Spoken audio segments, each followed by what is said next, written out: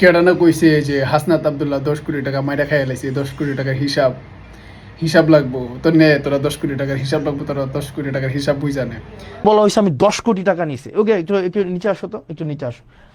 আমি টোটাল দেখলাম, নিচে আসো, দেবিদ্বারে যাও, দেবিদ্বারে টোটাল একটু পরে যাও। আমি এটা হিসাব করলাম নিজে, মানে আমি একদম ইয়া করে সারাদিনে খেয়াল করলাম টোটাল যখন আমি নির্বাচিত না, এগুলা সব উপজেলায় দেওয়া হয়েছে। এর মাঝখানে 2024-25 সালে এডিপি সাধারণ, এডিপি বিশেষ এবং রাজস্ব নিজস্ব সহ সব মিলায়া 8,42,00,000 টাকার প্রজেক্ট দেবিদ্বারে দেওয়া হয়েছে। 8,42,00,000, 1 টাকা কমও না, 1 টাকা বেশিও না।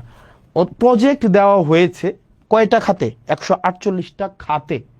148টা খাতে প্রজেক্ট দেওয়া হয়েছে।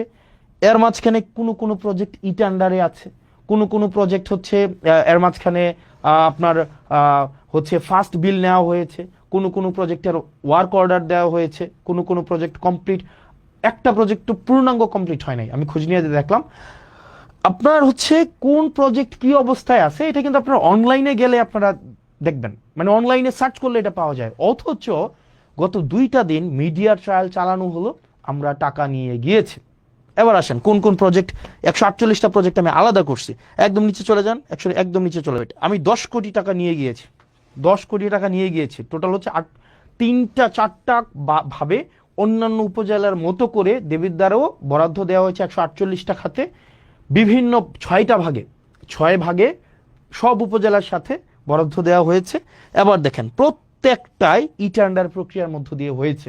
কোনোটায় ওয়ার্ক অর্ডার আছে, কোনোটার ফার্স্ট বিল দেওয়া হয়েছে, কোনোটা এখনো কাজ কমপ্লিট হয় নাই, কোনোটার এখনো পর্যন্ত কাজেও যায় নাই।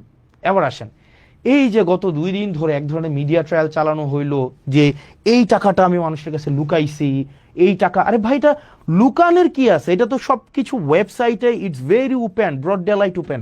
আপনি নেট সার্চ করলে, এবং এটা আমার নির্বাচনের অন্তত 1.5 বছর আগে, 1 বছর আগে নির্বাচন হয়েছে 2026 সালের ফেব্রুয়ারির 12 তারিখ।